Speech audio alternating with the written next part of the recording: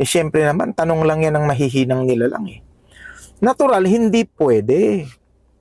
Kasi, pag may pamilya ka na, malinaw na sa'yo na kaya ka nag-asawa, ikay magpapamilya. Gagawa ka ng pamilya. Eh natural, kailangang mag-focus ka dun sa family mo, alagaan mo sila para maitaguyod mo sila ng maayos. Halimbawa, kung dati, buhay binata ka, kung nagtatrabaho ka, paglabas ng trabaho mo, barkada agad, o kaya ka-opisina mo kung saan-saan pa kayo pumupunta, tapos uuwi ka, lasing na. Bahala ka kung kailan ka uuwi.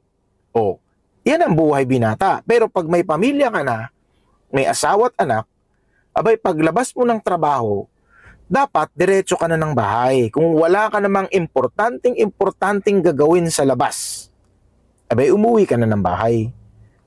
Dapat malinaw sa'yo. Kung hindi ka man sanay, aralin mo na ang maging inspirasyon mo sa buhay, yung nagbibigay ng kaligayahan sa buhay mo, ay hindi na mga barkada mo, hindi na mga katrabaho mo, at hindi na rin sa kung saan-saang lugar ka pupunta para maging masaya.